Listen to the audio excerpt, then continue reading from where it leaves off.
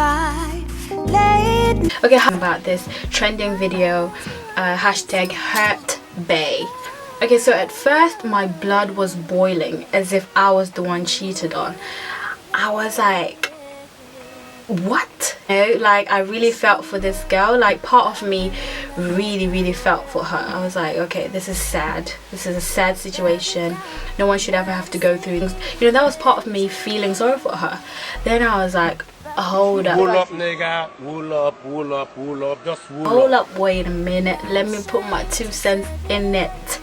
Okay, I was like, wait a minute. Okay, first of all, being a good person and having a good heart doesn't mean that you should let people, you know, walk all over you, or like you should, you know, allow such things to continue to take place. Like you should, if as soon as you realize this is what's happening, this is the situation, I should think a person with like 5 cents should be like, okay, no, this is not on. It's almost like she did not respect herself enough to just walk away from the situation. Because when you have too much self-respect, when you have respect for yourself, as much as you want to be with that person, I feel like you should just know your worth immediately. You should come to a realization that no, you know, I get it. I get how, like, you know, when girls say, you know, their heart what it wants. Nonsense. I guess we all go through that. But yeah, you know, like, you know, the heart wants what it wants. That's true. But at the same time, I feel like, you know, your heart doesn't have a mind. Your heart is just, when you, especially when you're in love, it's like when you're using your heart, you know, you're senseless. But when you're using your head, it's like you are heartless. You know, you do what needs to be done because you're using your head. When you're using your heart, it's like you don't really think about what you're doing. You know, and that's just what happens when you're in love. It's like you do like silly things, you know, because your heart is invested in it. You know, you put your all into something with all of your heart. It's kind of like you don't really think about the crazy things that you do. You don't really realize that you're doing stupid crazy things because your heart is in it. Your mind has to make that decision, like, okay, I need to kind of step back and be like, you know. But then again, it's easier said than done. You know, I should really make that point, because, you know, sometimes you can say all these things, but when it comes to doing it, it's a different story. It's like, but I just feel like you should really convince yourself, you should really get yourself to doing something when you know this needs to be done, because it's kind of like doing what you need to do at work or at uni, or you know, pursuing your dreams and your goals. And you say, okay, I'm gonna do this, I need to do this, because you know you have to do it, you must do it. So you kind of have to bring yourself to doing it. That's what I think. Like, he made it so easy for her to move on, because if you cheated with 2 or 3 people, you don't have to count. You don't have to be like, in your head you can just be like 1, 2, 3, you know. But he cheated that much that he had lost count.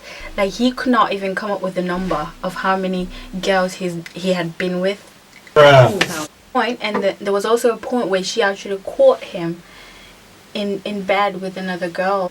First of all, this is, you've caught him red-handed, you've caught him. And I was reading the comments under the video and stuff like that, and some girl commented saying, oh, I was crying for her. And I'm like, don't cry for her, don't cry for her. Like, you know, maybe, I don't know, maybe I'm just a rare breed, but in my mind I was like, girl, girl is just stupid is such a harsh word. Girl, hun, you were less than smart. Yeah, that's good.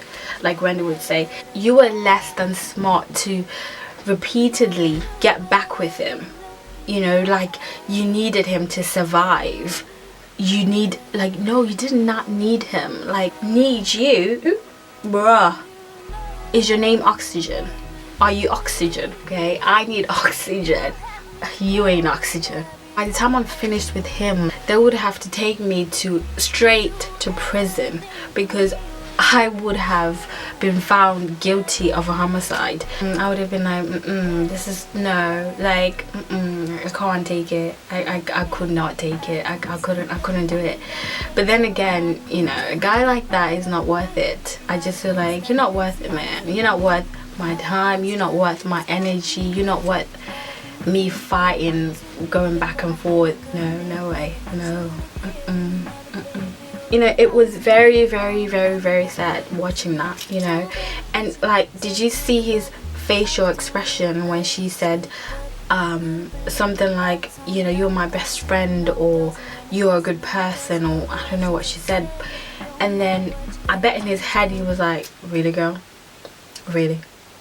He was so unmoved. Like, he had a poker face. His face was like this the whole time. So unmoved. It was like he like showing neither interest nor concern for her, like nothing but solid indifference, just very heartless and very like, you know, I'm just like, girl, get up, go. Why are you doing this to yourself? I hate when guys are like, you know, stone cold, when they're not showing, was like they put up a wall. Man, you think you're being so strong, or you're showing strength. Like, no, you're not showing strength, you're showing weakness. That's what it is. It's, you know, you're not approaching the situation. And I think it's just a guy thing, because I think for them, they feel like, you know, it's being vulnerable, or it's just, you know, making you think that I'm such a mushy guy, or I'm moist, or whatever. I'm like, nah. When you get to a certain age, none of that matters. Like, you should just be like, let's talk about this. In my head, he's still like a little boy. I feel like he's not a man yet. He's not grown up in his head. He's still a boy. I think the most mature thing that this boy has ever done was actually to be brave enough to go and confront this girl, and, you know, and tell her that, you know, this is what it was. I would have to applaud him for that. I was like, okay, because most men would not do that. Most men would not even want to confront you. They would not even want to be in the same room with you. They just want to move on with their lives. And I'm like, I need closure. You need to. Honestly speaking, I don't think he ever like truly loved her. I just think it's something that he did just to pass time, you know, just, and, you know, and also they lived in the same apartment complex, so he probably thought, you know, I can call you whenever, I can call you whenever I want to call you. And he probably just was not into her like that. He was just not interested. But, you know, and for girls, it's such a self-esteem destroyer, you know. It really is. And, you know, it's also like a breeding ground, you know, for abuse.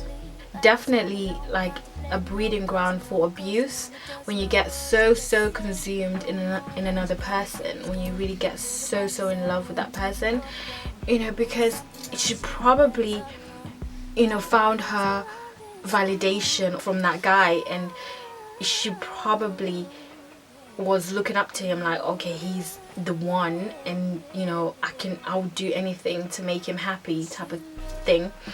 And that's just like the saddest part of this whole thing. It's just so sad, because that's just as much sympathy I have for this girl. That's the part that gets me the most, because she fell so in love with this person and he was just not in it. Because you could see when she was like talking about like what they used to do and all the stuff, all the, when the memories were replaying in her mind, it was kind of like, oh, remember that, remember when we used to do this, used to do that, and she had that smile on her face, and she was just so oh, it was just, yeah, maybe I would cry for her too, you know. And the truth, you know, the truth is such a hard pill to swallow, and like commitment phobia is real. I feel like it's a painful experience for like the one that falls into that pattern of not committing, and also for the person who gets involved with that person who's afraid of commitment. It's a painful experience for both, because both of you can never have you know, that satisfaction from that relationship, because you obviously have your fears and you can't commit, and it's painful because if as much as you want to be with that person, you might not be ready to commit, and the person who's involved with, you know, you for them, and you can't give them that, and it's painful, it's hurtful, it's really okay. So I did say I was going to tell you guys a story about what I went through. Yes, I'm gonna have to kind of go there. Today is the day that we do a story time. So basically what happened was, okay guys, to find out what happened you have to watch the next video.